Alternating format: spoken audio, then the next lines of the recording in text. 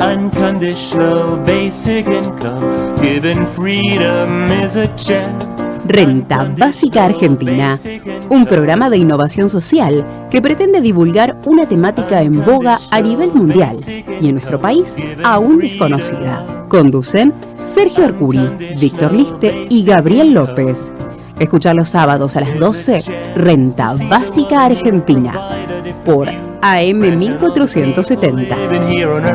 Enough to live in dignity from birth, relaxedly with fantasy.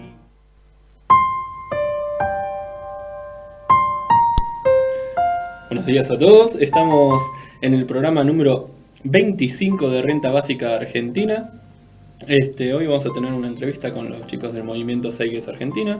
Va a estar nuestro compañero co-conductor Víctor Liste acá en el piso, con Javier Rodríguez Llarens, hablándonos del modelo económico basado en recursos y bueno, haciendo un análisis de por qué un ingreso ciudadano es un puente hacia ese tipo de economía, ¿no? Hacia una economía planificada, una economía de acceso por sobrepertenencia, una economía en la cual se pondera no solamente el PBI, el crecimiento per se, sino la felicidad humana, el ser creativos, el solucionar los problemas que hemos ido creando a lo largo de nuestra historia como humanidad.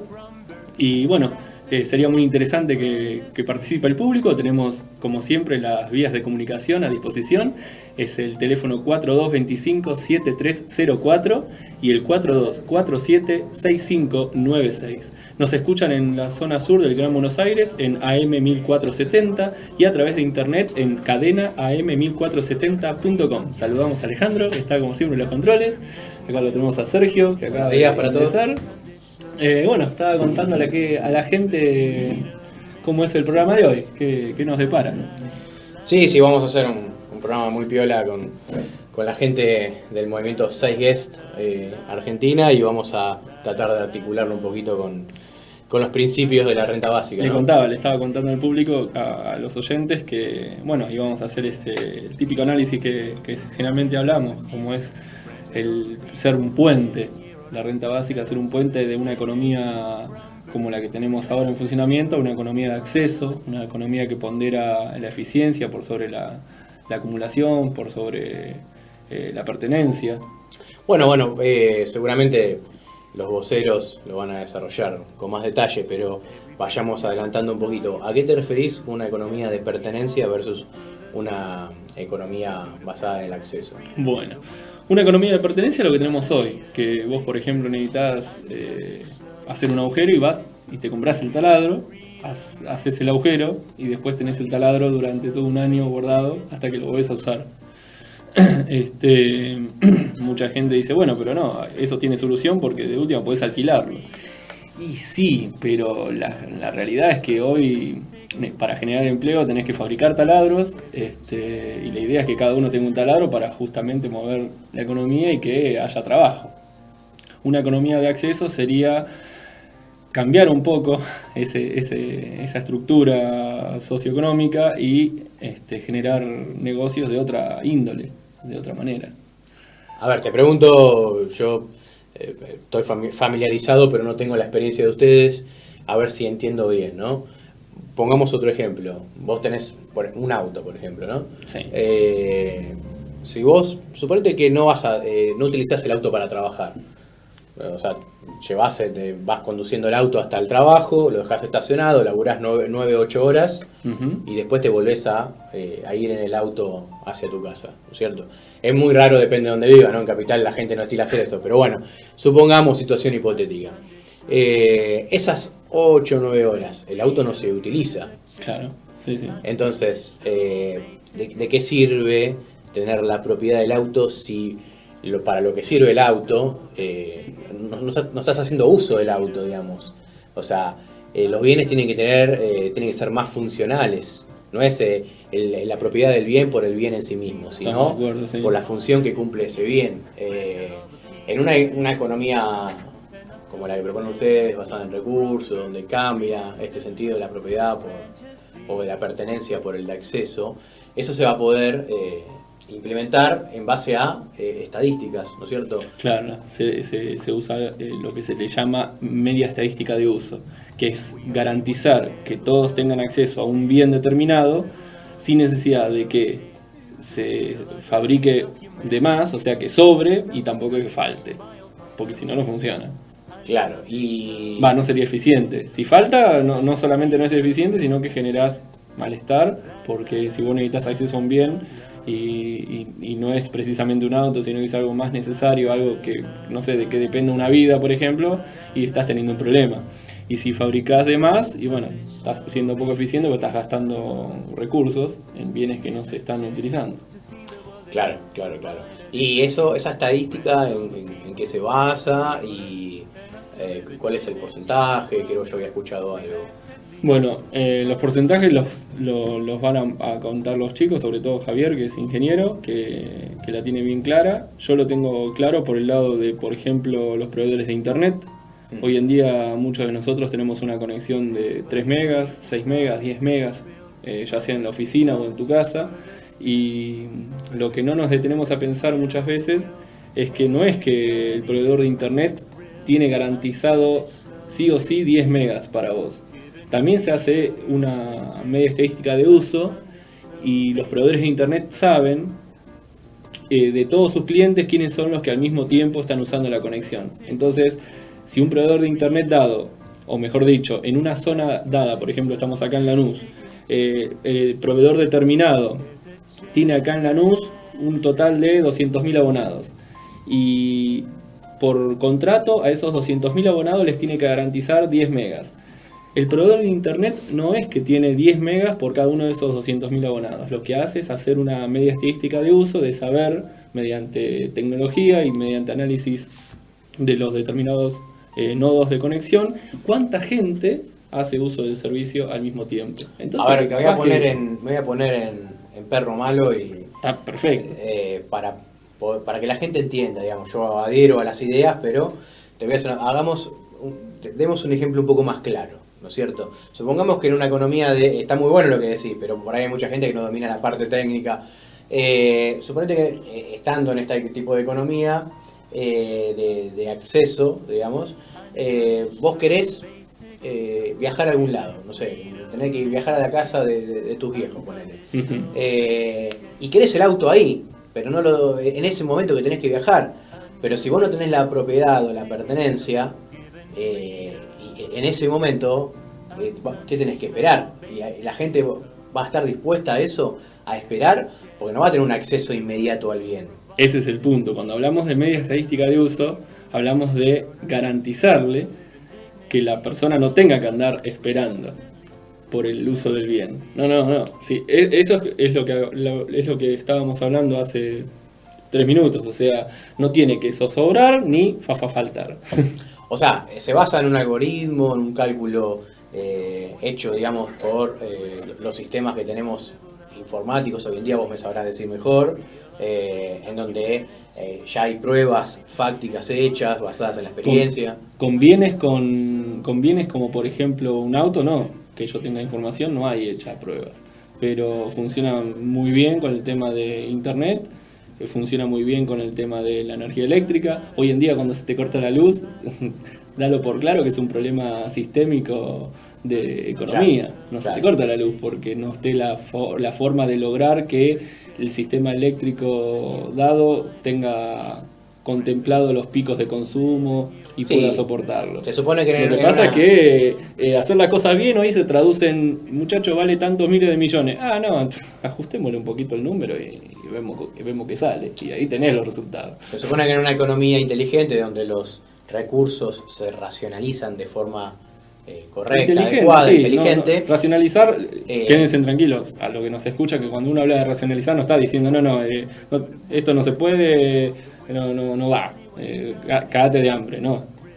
No, o sea, en una economía inteligente, por ejemplo, no pasaría lo que está pasando hoy con las compañías eléctricas, que han recibido subvenciones, subsidios, y no han invertido, por ejemplo, en infraestructura. Entonces, en una economía donde estén racionalizados los recursos, se debería invertir en la infraestructura necesaria para que todos tengamos, por ejemplo, un buen servicio. Tal O cual. sea, eso puede ser un ejemplo que se me ocurre. Ahora, yo había escuchado, volviendo un poquito al tema de la estadística, de la media estadística de uso, de que se basaban en la estadística que tienen los bancos. Eso habría que preguntarle a Javier, que creo que Era el 20%. el 20% de los depósitos de lo que se extraía. Que como que la gente que tiene depósitos en el banco no extraen todos en forma simultánea al mismo tiempo esos depósitos. Está comprobado que es un 20% la extracción de los mismos. Pero bueno, ya acaba de llegar uno de los voceros, Javier, y el otro, bueno, Víctor Liste, así que le vamos a preguntar a ellos para que nos desarrollen más en detalle el tema. ¿Qué tal, Javier? Muy buenas, acá llegando con el mate ya gastado. Pero bueno, los venía escuchando en el auto mientras veníamos. El tema está interesante, ya me reciben con los brazos abiertos, por lo que vemos. No dijimos ningún horror, ninguna calamidad para el movimiento, ¿no? Una maravilla. Yo que Estamos soy viendo ahí ya. activista callejero, que no tengo la data tan ahí a flor de lengua. Estaban acá pegando al Gaby. No, está bien, pero son. Incluso, si mal no recuerdo, estábamos hablando también el fin de semana pasado con vos, Sergio, el tema de la media estadística de uso. Y bueno, ahí le estás dando un par de palazos como diciendo, bueno, che, y alcanza para los coches y qué sé yo. Claro. En ese caso, como son modelos matemáticos de uso, o sea, están tratando de que la oferta se ajuste a la demanda, no importa si son coches, la internet, es el mismo modelo que usan digamos, en los bancos para que alcancen los créditos. El que se acordarán el lío del 2001, ¿sí? Cuando empezaron a quebrar los bancos tienen el sistema de encaje bancario, que en Argentina hoy no sé cómo está, usualmente es el 20%, ¿sí? De toda la plata que tienen los bancos, únicamente el 20% lo dejan en liquidez, digamos, en dinero físico que ponen en los cajeros, etcétera, porque la mayoría de la gente no saca toda su plata a la vez. Entonces, Claro. con toda la plata que en realidad el banco te dice, sí, la tengo, me la prestaste, con el otro 80% hacen negocios. Mientras Claro. tanto, el 20% es suficiente para la mayoría de las transacciones cotidianas de la gente para moverse. ¿Qué pasó en 2001 cuando fue todo el mundo a sacar a la vez la plata? Y dijimos, bueno, muchachos, y el resto de mi plata, ahí está dando vueltas en crédito, qué sé yo, Claro. corralito se llama. Lo mismo pasaría en internet si todo el mundo quisiera ir a bajar sus películas a la vez. Bueno, no alcanza. ¿Qué hacen? Contratan ancho de banda, ¿sí? Las empresas de internet, suficiente para que la media estadística de uso de sus usuarios se cumpla. Ok. ¿Está bien? Ahí podría llegar el problema. ¿Esto se basa también en algún tipo de algoritmo, algún cálculo Estadística. solo estadística? Lisa y simple. Claro. Y después lo que podés hacer es ajustar, porque suponete vos, qué sé yo, bicicletas, ¿no? Las bicicletas de la ciudad de Buenos Aires. La media estadística de uso son, no sé, 500 bicicletas por día, ¿no? O sea, el pico, cuando todo el mundo se le cantó salir a andar en bici, son 500. Un día salieron 700 personas, ¿no? Dijiste, no me alcanzaron, ese día tuviste escasez, ¿correcto? Para el mes siguiente fabricás 700, que es el pico máximo que tenés, entonces iterás. Me quedé corto. Entonces lo vas subiendo, ¿tenés? Ajá. En general lo que tenés Claro. es una campana de Gauss, donde en el medio, la parte más alta de la campana de Gauss, ¿Qué es la campana de Gauss? campana de Gauss es una distribución normal, ¿entendés? Vos, digamos, la altura, ¿no? La altura de los hombres en Argentina. Entonces agarras 50 tipos, 100, 200 y vas anotando las teorías, es un histograma, ¿no? O sea, ¿cuántas personas miden entre 1,60 y 1,70? ¿Cuántas entre 1,70 y 1,80? Etcétera. Y en general, en la mayoría de los casos, cuando vos haces ese histograma y anotás cantidad de personas en eso, te queda una curva tipo campanita. En general tenés la media estadística, es decir, la mayoría miden 1,75, ¿no? El 60% de los hombres argentinos de 25 a 35 años miden 1,60, perdón, o lo que sea, ¿no? Sí, lo que es el promedio, sí. Entonces después a medida que te alejas de esa media te vas, la probabilidad de que alguien mida, no sé, 1,20 m a los 35 años es poca, o que un tipo Claro. mida 3 metros de altura. Claro. Entonces a medida que te vas alejando de ese punto medio, la probabilidad de que exista alguien en eso se cae. Ahí está lo que se llama la teoría, qué sé yo, ahí se usan sigmas, ¿no? Que es desvíos estándar. Entonces vos decís, sí, yo saco 500 bicicletas, ¿no? Entonces, ¿cuál es la probabilidad de que no me alcancen, que venga, no sé, que un día quieran usar 1400? Entonces vos Sí. haces un histograma, lo estudiás, o sea, te sentás en el puesto de bicicleta y te pones a anotar cuánta gente se la fue llevando, y ahí llegás a la decisión de cuántas producir, no es Claro, mágico. claro, Y después claro. vas ajustando. ¿Te das cuenta? Claro. Entonces, imagínate que vos tu pico máximo fueron 700, bueno, fabricás 800. Sí. O sea, calculás el desvío estándar para que en el 99,999% de los casos siempre tenga. Claro. Entonces eso lo que hace es eficiencia. Vos no necesitas producir bicicletas para cada persona del planeta para que todo el mundo tenga acceso a una bicicleta. Producís hasta la media estadística de uso de forma tal que garantice el acceso a las bicicletas. Y eso, viste, siempre te dicen, no, tengo que fabricar un auto para cada persona del planeta. No, eso es lo que necesitaría hacer el capitalismo y el sistema monetario para que todo el mundo tenga acceso a un coche, que cada uno se compre uno. Claro. Ahí te das cuenta de la ineficiencia que tiene en términos de lograr la accesibilidad. Por eso la economía compartida, el sharing economy, cada vez impacta más, porque si no, no se alcanza. Y el impacto sobre los recursos del planeta es gigante. Sí, por supuesto. Que es lo que hablaba fuera del aire cuando estábamos reunidos con Sergio previo a llegar a la radio, que aún en este sistema, en donde se usa el dinero, se puede empezar a ser eficiente, como por ejemplo empezar a tener flujo de dinero en tener acceso a un auto. Cuando vengan los autos autónomos, está bien, faltan 10, 15, no sé, 20 años, pero creo que va a ser eficiente dentro de nuestros chicos, los que ahora tienen 4 o 5 añitos, y tengan nuestra edad, capaz que no van a tener su auto. Van a pagar seguro, patente, pero van a tener acceso a un auto, a un coche, en vez de tener el propio. Es que sí, bueno, eso también tiene mucho que ver con la cultura generada que desarrollamos, donde uno quiere tener una cámara, o sea, tener la posesión, o sea, la idea de la cosa, porque si no, no tenés acceso, obvio, pero en realidad, en un sistema económico realmente eficiente, a vos no me importa tener una cámara, poseer una cámara, tener la pertenencia sobre la cámara. Yo quiero tener acceso a una cámara cuando necesito sacar fotos. Hoy en día los celulares cumplen la función de un montón de cosas que había antes, entonces... bueno, el precio, ya no necesito tener una cámara, un MP3, un teléfono celular, etcétera. Tengo todo concentrado en el mismo lugar. Claro. Y bueno, los precios más o menos hacen que uno tenga acceso a eso. Pero acordate, qué sé yo, necesitas una bordeadora para cortar el pasto. Cada uno se va a comprar su bordeadora. En general, uno se la pide prestado a un amigo, qué sé yo. La vamos viendo para reducir costos. Claro. Ahora, qué sé yo, hay cadenas de ferretería grandes que te la alquilás por un rato. Eso es una eficiencia mayor todavía en general. Que cada uno vaya y se compre, porque si no, no alcanzan los recursos del planeta para nada. Sí, por ahí la campana, corregime vos, ¿no? Lo que explicaba recién de la campana, se aplica más a bienes de consumo masivo, de necesidad inmediata, de acceso inmediato a ese bien. Lo otro, una bordeadora de pasto, se lo puede pedir un amigo, o sea, podés esperar. Pero ¿cuántas fabricás? Es lo mismo. O sea, si vas a tener que pensar el sistema económico completo, imagínate tener cierta cantidad de metal, de plástico, de conductores eléctricos del planeta y vos tenés que planificar tu economía o por lo menos ajustarla a la demanda. La gente necesita, no sé, 500 bordeadoras. Ahí tenés que hacer un ensayo estadístico que hoy se hace también porque se mide en términos de PBI, o sea, en cantidad de pesos vendidos de cada cosa. Entonces más o menos tenés una idea de cuánto se mueve la economía de cada bien. Claro, te iba a preguntar eso. Hoy en día se hace... ¿Cómo es la economía hoy en día? Los políticos, ¿cómo son las decisiones de los políticos? ¿Son en base a a aplicar el método científico, basarse en la empiria, en la experiencia o no? Bueno, depende de qué político, por supuesto. No, pero ¿cuál es la crítica del movimiento, ¿no? al sistema actual? Las decisiones por dónde pasan en el sistema actual.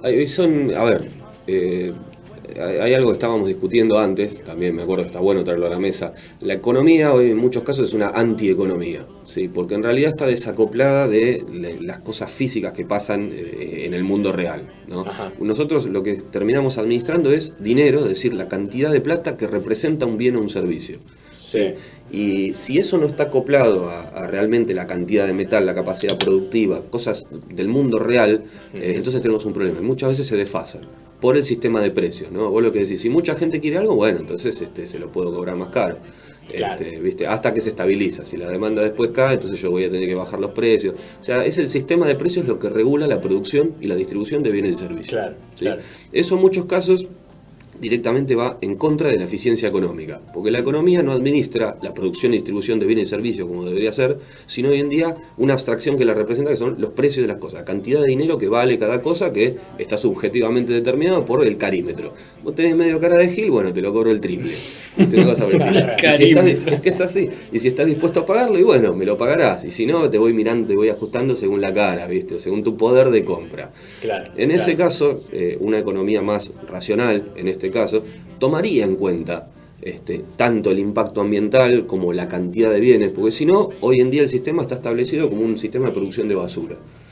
Para dar un ejemplo concreto, toda la industria de los descartables es un sistema de producción de basura para usarlo el menor tiempo posible, tirarlo y que compres la siguiente unidad. Claro. Eso en términos económicos monetarios, es decir, con el sistema como está establecido hoy en día, es rentable para todo el mundo. A mí como consumidor me sale un poco más barato, el tipo tiene una diferencia mayor entre su costo y su precio, y su precio de venta, ¿no? Digamos, una mayor rentabilidad, y todo el mundo contento. Sin embargo, las externalidades económicas, es decir, que todo eso termina en los ríos, en el riachuelo, acá por... Claro. No hay que ir muy lejos, ¿no? Y que Claro. es un sistema de producción de basura, no le importa a nadie, porque ¿quién paga el costo de eso? Claro. Ahora vos fíjate las contradicciones también del sistema, ¿no? Vos la tenés más claro que yo, pero te pregunto.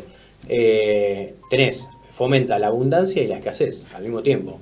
Porque, por ejemplo, el ejemplo que ponemos siempre, se producen alimentos para 500 millones de personas, somos 40 millones y hay gente que se muere de hambre. Por la ley de la oferta y la demanda, se tira mercadería, o por los patrones que hay en la industria, que la manzana tiene que salir redondita porque si no, no sirve. Sí. Bueno, se fomenta la escasez artificial, que no es la escasez que da la posibilidad física del planeta. Por supuesto. Y después está el tema de la abundancia que estabas explicando recién. Entonces, claramente el sistema presenta contradicciones. O sea, Ojo, no son contradicciones, yo las llamo ineficiencias intrínsecas. O sea, el sistema es intrínsecamente ineficiente porque sus reglas del juego fomentan esa clase de ineficiencias porque las premia, las valida. La idea de que si algo es escaso, siempre y cuando hayas convencido a la gente de que eso es importante, ¿sí? Lo que estás vendiendo, y vos lo podés convencer de que hay poco de eso y que le va a costar conseguirlo, vos el precio lo podés aumentar. claro, Sí, o sea, la gente está dispuesta a pagarlo más caro por una racionalización que desde que tenemos 2 años sabemos que si querés ir a unos caramelos tenés que ir al kiosco con un papelito porque si no, no te lo dan. Seguro. ¿No? Entonces la psicología ya está generada, digamos, las personas alrededor de la idea de, la administración en dinero, que es una conveniencia, ¿no? Frente a cambiar 50 gallinas por 2 vacas, es más cómodo. Lo que trae asociado es ese desacople de la realidad física entre la administración del dinero que la representa. Entonces pasan este tipo de cosas. Por un lado, hay cosas que si nosotros nos volviéramos más económicamente, en términos reales, eficientes, el PBI caería. Entonces no le conviene a nadie. No le conviene a los gobiernos, no le conviene a las empresas porque pierden puestos de trabajo, pierden rentabilidad en muchos casos. El caso de la industria, digamos, las únicas cosas que yo recuerdo que quedan, que no son descartables, son las botellas de cerveza y de suerte los sifones. Todo el resto está Pero es pasando mucho descartable. otra discusión que teníamos la otra vez, A ver, qué lindo. que si el PBI también representa, digamos, a la economía del país. ¿Te acordás que habíamos hablado? Sí.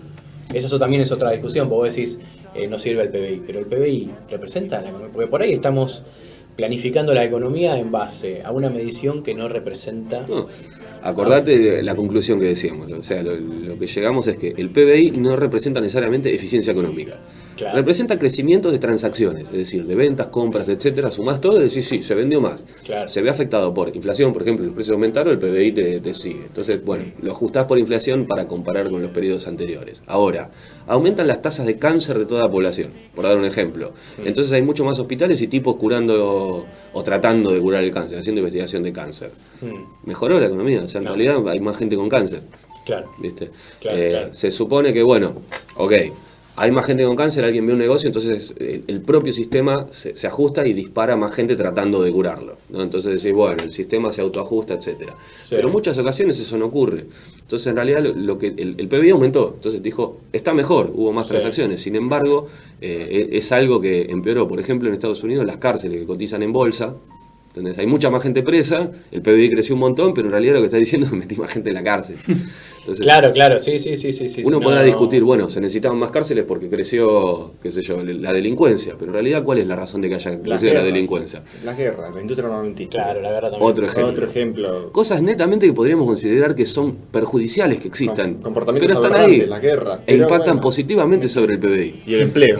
Bueno, la guerra. ¿qué decíamos? Habría que empezar a trabajar en una unidad de medida, en una métrica económica que tome en cuenta estas cosas, cosa que el PBI no lo hace.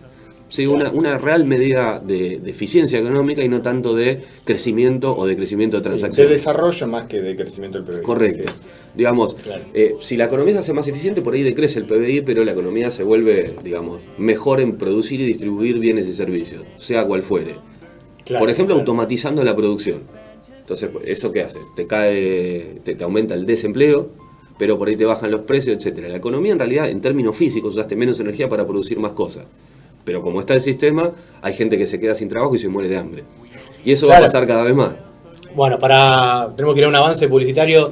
Te dejo la pregunta picando para después de la pausa. ¿El crecimiento de la economía es directamente proporcional a una mejora en la calidad de vida de la gente? ¿Me lo responde después del corte, puede ser? ¿Cómo no? Volvemos en 5 minutitos. Is a jet. La la la la la la la. La la la la la la la. Ahora tenés está esperando.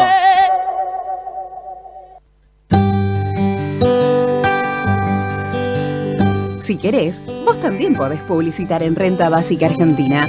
Comunicate al 42 25 7304 o 42 47 65 96. Renta Básica Argentina.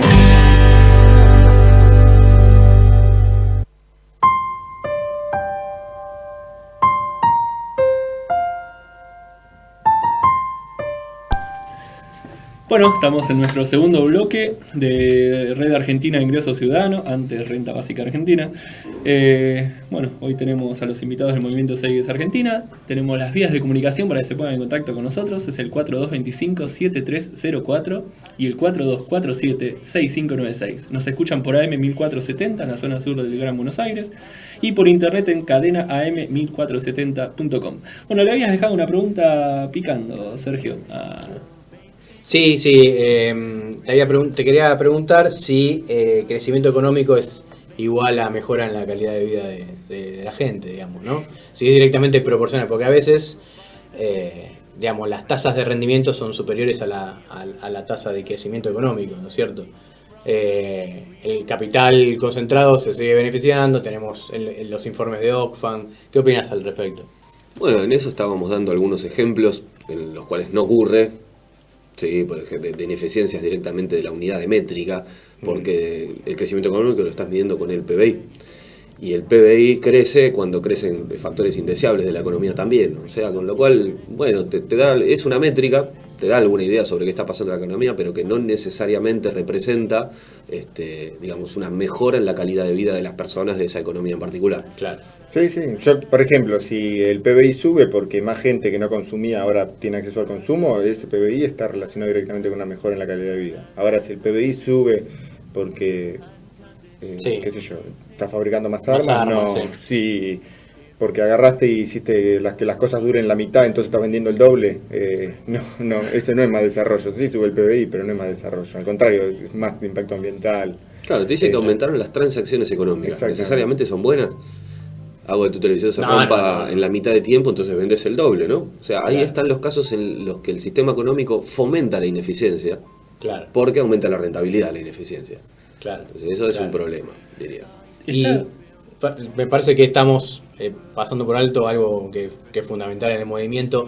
Recién habías hablado de que la actividad económica se basa hace pie en una modelización de la economía y no en la realidad de los recursos que nos proporciona el planeta. ¿Cuál es la economía que proponen ustedes? ¿Está basada en esa realidad? Sí, bueno, el movimiento propone algo que se llama economía basada en recursos o digamos, modelo económico basado en los recursos, etcétera. Que básicamente lo que plantea es la aplicación del método científico y de la ciencia y de la técnica para la administración eficiente de los recursos del planeta. Eso es difícil de visualizar porque justamente no se basa en un sistema de precios, en un sistema monetario, de intercambio, de comercio, etcétera. Lo que se basa es en automatizar todo lo que se pueda la producción y distribución de bienes y servicios, y eso básicamente regalárselo a la gente, no porque somos buenos, simplemente, sino porque se puede y disminuye la enorme mayoría de los problemas que azotan a las sociedades al día de hoy. Por ejemplo, el 90% de los crímenes son de origen económico. A la Sí, propiedad. o sea, son de crímenes contra la propiedad, robos, hurtos, estafas, etcétera. El 90%, eso es un montón. Ahora, uno diría, bueno, pero no tenemos tecnología para hacer todo esto, etcétera. Tecnología para darle de comer a todo el mundo, construir casas, hospitales, colegios, escuelas, para todo el planeta existe hace rato. Si no, simplemente, o sea, y uno se pregunta, ¿tenemos plata para todo eso? O sea, ¿alcanza la plata para construir todo eso? Y por ahí no. En realidad la plata no está, pero tenemos los recursos y la tecnología para producir todo eso, sí. En el 2001, cuando, digamos, el sistema económico y financiero argentino colapsó, vos ibas a los supermercados y había ventiladores, licuadora, batidora, las cosas estaban ahí, solamente que uno no tenía poder de compra para acceder a eso. Entonces es un sistema montado por encima de nuestra capacidad de producción, que lo media, lo regula, que a lo sumo podríamos decir que es subóptimo. Y subóptimo, quiero decir, ¿para qué porcentaje de la población funciona realmente bien? Podría decir, bueno, para la clase media para arriba, digamos, tienen un nivel de vida que uno diría, bueno, es aceptable, qué sé yo, pero cuando vos miras los datos globales y ves que la mitad del planeta vive con menos de $2 por día, o algo por el estilo, decís, ¿para cuánta gente realmente funciona? Y ni hablar de ahí para arriba, porque te estoy poniendo una vara baja, muy baja. Y ni hablar de la cuestión ambiental, que ahora ya sabemos que es ineludible. Sí, Bueno. sí, que habíamos estado hablando Por el tema ambiental lo tenemos en línea ya a Ezequiel Arrieta, que es médico y que, bueno, tiene su libro que se llama Vegetarianismo en el debate político. Y bueno, ya que tiraste, Víctor, el tema ambiental, le damos el pase. ¿Nos escuchás, Ezequiel? Hola muchachos, buen día, ¿cómo están? Bien. Muy bien, Arrieta, ¿cómo le va? Qué lindo escucharlo a Javo ahí hablar de cosas importantes. Arigato. Yo, cuando íbamos al corte, le dije a Javo, muchas veces cuando hago activismo en la calle sobre un modelo económico basado en recursos y le explico a la gente la aplicación del método científico y la tecnología para generar abundancia de acceso, siempre pongo la tilde en el acceso, porque si no es como que te dicen, ay, pero entonces en la economía de ustedes todos vamos a tener inodoros de oro, todos vamos a tener auto, todo. No, flaco, vas a tener acceso. ¿Para qué querés que sea tuyo si lo usás 2 veces por año? No tiene sentido. Y me dicen, pero entonces es una tecnocracia. Y yo le preguntaba acá a Javo si es una tecnocracia o por qué no es una tecnocracia un modelo económico basado en recursos. ¿Vos la tenés clara ese? La gran diferencia... Porque la tecnocracia, creo que vos para tener acceso tenés que tener tectatos, y en un modelo económico basado en recursos no te van a decir, che, a ver cuántos tectatos tenés para tener acceso al coche. Claro, exactamente. La tecnocracia utiliza como bien intercambio una unidad que no es monetaria, pero sino que es de energía. Además está subdividido por regiones, etcétera. Yo pienso que la economía basada en recursos podría ser como una tecnocracia 2.0. Claro. Sí. Una versión, un update, sabemos, de nuestra realidad técnica, científica, y además de una concepción global de la sociedad, porque la tecnocracia surgió en Estados Unidos y estaba pensada para Estados Unidos en un primer momento, y si bien el movimiento tecnócrata se fue difundiendo, siempre tuvo esta cosita media nacionalista, ¿no? La economía basada en recursos asume intrínsecamente que tenemos que manejar los recursos pensando al planeta como un sistema en su totalidad y no por regiones, digamos. Claro, es de aplicación global, digamos. Y eso requiere obviamente de eliminar las barreras geográficas, geopolíticas. Qué fácil. Son básicamente inventadas por nosotros. Es un poquito complicado, ¿no? Pero bueno. Pero en realidad se va en esa tendencia. Si vos mirás la Unión Europea, la libre circulación. Yo me acuerdo cuando era chico, la patente del auto era por provincia. Después era nacional y ahora ya tenemos patente del Mercosur. O sea, la tendencia es hacia la globalización, de a poco. Sí, salvo adhiero a todo eso, salvo el ALCA, ¿no? O sea, después el resto me caen bien. Pero pensemos las razones para que haya barreras, digamos, son prácticamente económicas.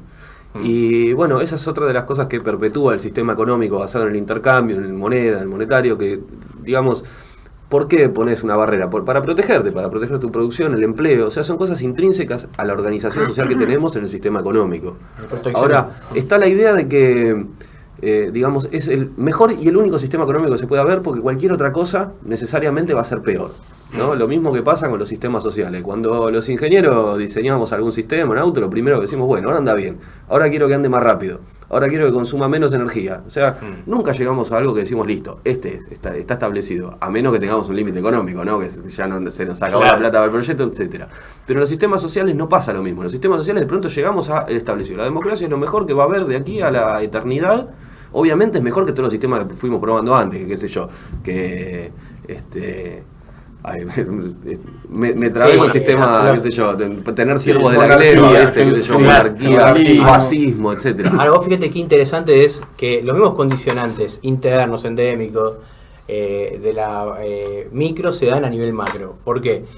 Cuando nosotros estamos promocionando la renta básica, el ingreso ciudadano, lo que decimos es que esto de que todo el mundo universalmente e incondicionalmente va a percibir una asignación pública del Estado, la crítica a los detractores dicen que va a fomentar la vagancia y la dependencia del Estado. Entonces lo que dicen los promotores a nivel mundial es que lo mismo se decía cuando se le iban a dar, por ejemplo, las vacaciones pagas a los trabajadores. Decían que se iban a dedicar a emborrachar y a la vagancia. Siempre la resistencia y la resistencia dogmática estuvo y está presente en la historia. Ahora eso se da también a nivel global o a nivel macro, con una resistencia a cambio de sistema. Este es el único sistema y no puede, o sea, presenta la misma restricción, el mismo comportamiento, que no se puede cambiar el sistema, es el único viable, ¿no es cierto? Así como no hay resistencias a asignarle a los trabajadores, hay resistencia a cambiar el sistema. O sea, parece que es una constante en el pensamiento. Las cosas que han cambiado los sistemas constantemente son las condiciones materiales de existencia y de viabilidad de esos sistemas. Para lo que es el sistema monetario hay dos factores, uno intrínseco y otro extrínseco al sistema, que están empujando en eso. El desempleo tecnológico es uno que es muy claro, que es que destruye el mecanismo de labor. O sea, hoy la gente necesita trabajar para que le den dinero para ir a comprar los bienes y servicios que necesita. Si por X motivo la gente no pudiese trabajar, ¿no?, para que le den el dinero que necesita, por ejemplo por el desempleo tecnológico, o por ejemplo por razones económicas donde se toman decisiones que impactan sobre el desempleo, ¿no? Claro. Ese caso es resoluble por variaciones de los parámetros del sistema económico, pero el desempleo tecnológico no. Y a medida que se empiecen a automatizar las tareas que hacen los humanos en la empresa, cada vez menos gente va a poder conseguir ese trabajo que necesita para obtener el dinero para comprar las cosas. Y eso no funciona tampoco para el que la automatizó, para la empresa. Si la gente no tiene plata, porque no tiene trabajo para que no compre, ¿quién le compra las cosas que produce? Sí, seguro. Eso es un factor intrínseco al sistema, que todo el sistema económico se basa en el trabajo. Y es el gran valor social de que el trabajo dignifica, el trabajo esto, lo otro. Y sin embargo, nosotros muchas veces lo vemos como esclavitud paga. Porque uno necesita hacer, incluso necesitas inventarte trabajo con tal de perpetuar un sistema que está quedando cada vez más obsoleto. Claro. La renta básica universal viene un poco a ser de amortiguador en una transición sistémica, donde el trabajador cada vez va a tener menos relevancia, no porque es malo, sino porque comparado con una máquina que no se cansa, que eventualmente va a salir más barata porque bajan los costos, etcétera, que produce con mayor calidad, etcétera, nos pasa a todos. Eventualmente, y no es que uno sea tonto o algo por el estilo, nadie puede correr más rápido que un auto. O sea, simplemente hay cosas que van a empezar a ser más eficientes. Claro. Si eso, dado el sistema, impacta en que la gente se empieza a morir de hambre, obviamente que va a salir a la calle, obviamente que va a haber una revolución y obviamente que va a haber dos cosas. O retrasás el avance de la tecnología que produce abundancia y calidad para todo el mundo, o bien, digamos, para perpetuar un sistema obsoleto, o bien empezás a cambiar el sistema para hacer que el avance tecnológico no esté en contra de las personas, sino a su favor. Una cifra, el informe que seguro lo conocerás, del Banco Mundial, 66% de desocupación. Argentina primero en un listado de 40 países. ¿Sabes lo que es un 66% de desocupación? ¡Epa! Solo por la variable tecnológica estamos hablando, porque hay otras variables que generan desempleo. Claro. O sea, es impresionante. Se genera un estallido social y como habla Yeyati, cae el consumo, cae el sistema, dicho muy burda o fácilmente. Ahora, les hago una pregunta también a Ezequiel.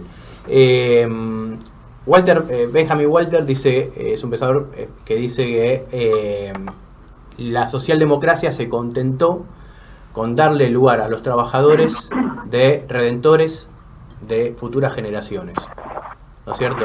Y se olvidó el esfuerzo de las generaciones pasadas, la inversión, todo el trabajo de las generaciones pasadas para que hoy estemos donde estamos y tengamos las conquistas sociales que tenemos. Y esta es un poco la crítica de algunos sectores también trotskistas que hemos tenido, inclusive no voy a dar mucho nombre en el programa, y lo que ha dicho también mi compañero Víctor, que ha dicho, bueno, está perfecto, hagamos un cambio de sistema, pasemos a una EBR, pasemos a un sistema socialista, comunista, pero mientras tanto, ¿qué hacemos con la gente? ¿Qué paliativo le damos? ¿Cómo combatimos la desigualdad cada vez más extrema que se está manifestando en todo el mundo? O sea, les pregunto, ¿por qué? No entiendo, o sea, no se tienen en cuenta medidas transicionales. ¿Y qué piensan ustedes de la renta básica? ¿Es una medida transicional? ¿Es efectiva en vía...? Poco me dijiste eso, Javier. No sé, vos, Ezequiel, ¿qué pensás? Bueno, a mí me parece que la renta básica universal es una de las herramientas más extendidas para hacer una transición. No sé si es una economía basada en recursos directamente, porque es como un objetivo que está un poco lejos en este momento, pero sí hacia un sistema socioeconómico mucho más óptimo que el que tenemos hoy en día. Más que nada para disminuir la brecha de desigualdad que existe en la sociedad, que es básicamente un motor de un montón de cosas negativas dentro de la sociedad, como la violencia, por ejemplo, ¿no? la violencia estructural.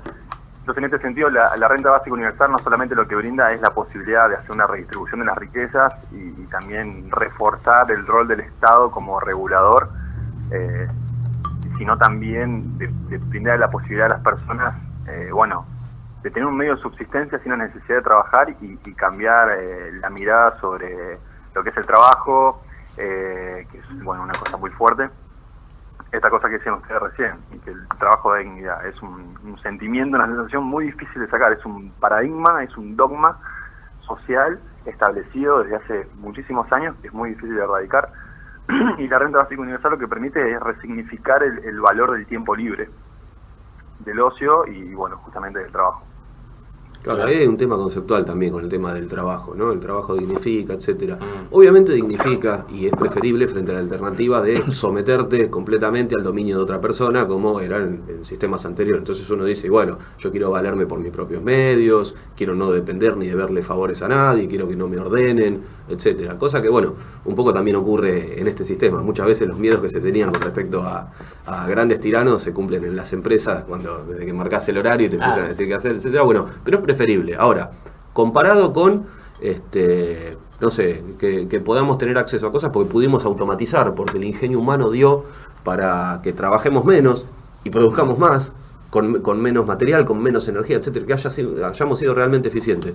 Obviamente es preferible mantener ese sistema únicamente por mantener la organización social que teníamos estructural, es ridículo. O sea, eventualmente se tiene que ir moviendo hacia ese paradigma, porque en realidad, querramos o no, la idea de que tengamos que trabajar para vivir empieza a entrar en colisión con el avance técnico y tecnológico que tenemos. La idea de que el trabajo es el gran organizador social es vieja, porque lo es, porque es cierto, porque organiza a la gente, digamos, en estructuras sociales que son sostenibles, que han probado el paso del tiempo, desde familias, desde, necesitamos construir puentes, pero otros necesitamos que curen a la gente, etcétera. ¿Sí? O sea, ha sido un gran organizador social. Muchas veces el miedo es, si desaparece el trabajo, ¿qué va a hacer la gente? Van a hacer todo, por ahí el imaginario cultural es un hippie sucio que no hace nada y que lo único que hace es consumir recursos de los impuestos que pagamos todos nosotros, porque siempre es esa la justificación. Usan mi plata con mis impuestos para mantener vagos y qué sé yo, ¿no? Y si eso desaparece, si el justificativo no, pero lo están manteniendo con mi impuesto, ¿no? Sino simplemente porque hemos conseguido llegar a un nivel tecnológico que permite producir con un trabajo mínimo, con un esfuerzo mínimo por parte de la población. ¿Cuál es el justificativo? En general empieza a ser como, el ocio es malo, ¿no? Pero los momentos en los que más avanzó la humanidad en términos intelectuales fueron los momentos de mayor ocio que hubo, donde hubo tiempo, qué sé yo, no vamos a decir Grecia y Roma, porque en realidad estaba sostenido sobre esclavos, que hacían todos trabajos, pero imagínate esclavos robots a los que no les importan. Y en ese caso muchas veces pensamos que no tenemos la tecnología, que era el punto en el que me quedé. Víctor lo sabe porque ha trabajado de eso, que tenemos tecnología para automatizar muchas de las partes industriales y no todas. O sea, es una cuestión de costo. Y se vienen las que faltan. Sí, claro, y lo nuevo es la de servicios, que empieza a haber sistema de inteligencia artificial, o por ejemplo, Mercado Libre. Mercado Libre, Mercado Libre de plaza vendedores. Eso te quería preguntar. ¿Podés hacer sintéticamente una descripción de las distintas patas de la economía a nivel de la historia y qué pasa si se automatiza servicios? Eso es un problema, claro. El 100% de la gente trabajaba en general en agricultura antes de la revolución industrial porque necesitábamos producir comida para no morirnos de hambre. Como dijo Bielinski, si de cada 5 personas 4 no laburaban en el campo produciendo comida, ninguno de los 5 comían. No llegaban a producir era estrictamente necesario. Después de la revolución industrial lo que aparece es la fuerza de producir máquinas, tractores, tolvas, etcétera. Entonces se empezó a automatizar la agricultura. De pronto el 20% de la gente dejó de trabajar en la agricultura porque fueron obsoletos, porque una tolva con un tractor reemplazaba 200.000 peones de campo. ¿A dónde fue a trabajar toda esa gente a medida que se automatizó? A las industrias. O sea, de pronto se transfirió recursos de trabajadores de la agricultura hacia la industria. Entonces, de pronto el 80% de la gente trabajaba en industria. Y hubo un gran salto en la calidad de vida, ¿no? Pues empezamos a tener acceso a, por ejemplo, tomó un tiempo, autos, tomó un tiempo, sí. Porque estaban en condiciones insalubres en fábricas, etcétera. Pero sí, tal cual. Después ¿qué pasó? Se generó trabajo, empezaron a aparecer los servicios a esas industrias. Ahora, quiero no sé, necesito reparar las máquinas, etcétera, la gente que sabía empezó a vender eso. Entonces aparece en la industria de servicios. Particularmente después de la Segunda Guerra Mundial, cuando aparece una crisis de sobreproducción, ¿sí? Había demasiada producción y la gente no tenía plata porque era una economía de posguerra, o sea, se creció la capacidad productiva después de la guerra. Cuando terminó la guerra, ¿a quién se la vendo? Entonces inventamos el crédito y el marketing y la publicidad. Entonces mantuvimos, o sea, tuvimos que engañar a la gente para hacerle pensar que necesita cosas que no necesita, ¿sí? O inventamos la moda, etc. Cambiar de ropa que funciona solamente porque pasó de moda, qué sé yo, para que se compre.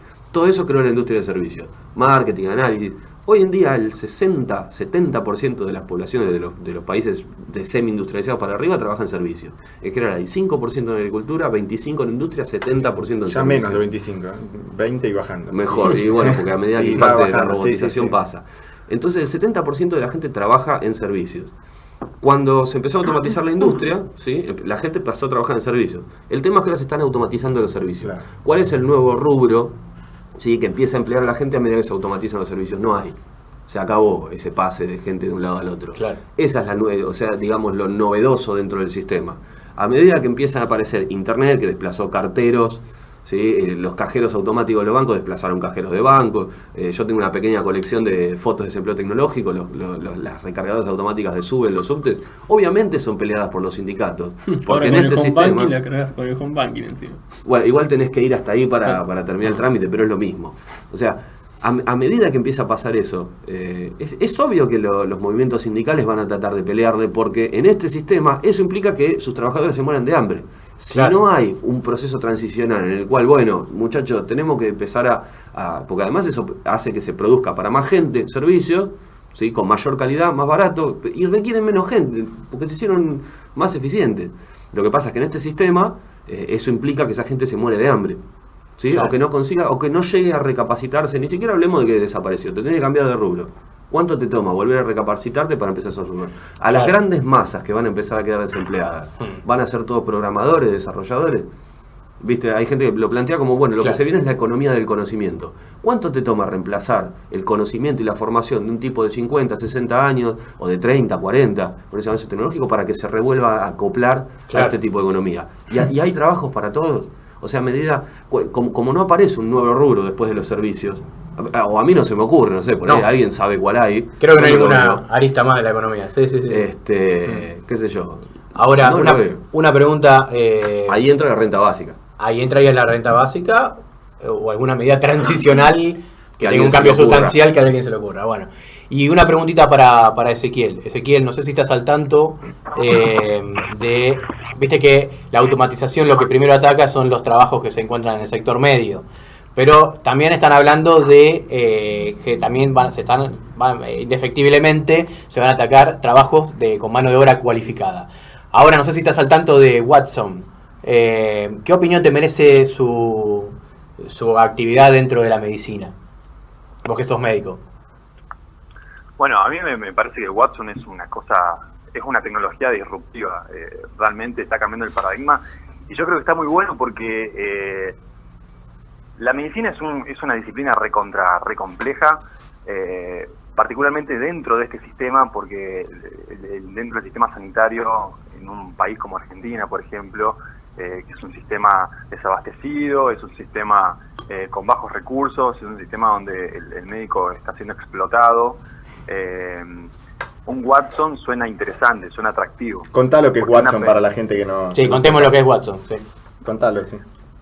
Bien, un Watson vendría a ser el primer médico robot. Es un prototipo de robot que lo que te hace es un diagnóstico y te da un tratamiento. En este momento está sirviendo simplemente para patologías muy generales, pero obviamente con la inteligencia artificial lo que se quiere hacer es, bueno, que en un momento empiece a aprender por él mismo. Entonces Watson lo que permite es abrir una brecha muy grande, un camino recontra fascinante en lo que es la automatización del diagnóstico, que por ahí uno lo ve como frío, como uno va al consultorio y necesita de la calidez del médico, necesita de la confianza de un ser humano, pero sin embargo el robot lo que tiene, a diferencia del ser humano que está trabajando muchas horas, es que no se equivoca. Claro. O se equivoca Teniendo en menos. cuenta la cantidad de los errores de diagnóstico médico que hay, la cantidad de errores médicos a la hora de indicar un tratamiento, inclusive, no solamente a partir del diagnóstico erróneo, sino también porque a veces los médicos no tienen todo el pool de conocimientos necesarios para tratar una patología, porque no hay tiempo para actualizarse, porque es una disciplina que demanda mucho tiempo de capacitación. Entonces, Watson lo que viene a hacer es suplir, que tiene una base de datos de conocimientos de diagnóstico y terapia súper actualizada con la mejor evidencia científica. Digamos que Watson no te va a recetar homeopatía ni que te vaya a hacer reiki a la curandera de la vuelta, ¿viste? Y no te va a decir que te hagas una cirugía a menos que no la necesites. Eso es la parte muy atractiva de Watson. Sin embargo, bueno, creo que no es algo para que se pueda lanzar al mercado en este momento como una tecnología 100% eficiente o óptima, o quizás que pueda llegar a reemplazar al médico. Me parece que es un chiche, un juguete muy divertido para explorar y sobre todo para hacer un poco de filosofía, para ver hasta qué punto estamos dispuestos a que un robot reemplace una disciplina que necesite, o bueno, que históricamente ha estado asociada con el ser humano, como es la medicina. Sí, además ahí hay un tema interesante ese. ¿Cómo reemplazas a un profesor con un robot? Bueno, Digamos, Khan la Academy, parte ética está buena. Coursera, o sea, ahora lo que hay es acceso a un profesor que da una clase, la graba y queda en acceso a todo el mundo. Bueno, Sí, la verdad que hoy se nos ha ido el programa volando. volando, o sea, no lo vi, Sí, muy no lo vi rápido. pasar. Bueno, está buenísimo, ha salido, lo estaremos subiendo junto con los 3 primeros programas de noviembre a nuestro canal de iVoox, si se lo han perdido ahora en vivo. Podemos hacer la segunda vuelta también. Y tendremos Sí. que volver, muchachos. Quedaron en el tintero 1.000.000 de temas. Así Sí. que bueno, buenísimo, Bueno, un gracias por placer. habernos acompañado y nos Gracias, vemos José. el próximo Un sábado. abrazo. Provide a different view. Está rico la oreja. Granting all the people living here on earth enough to live in dignity from birth, relaxedly with fantasy.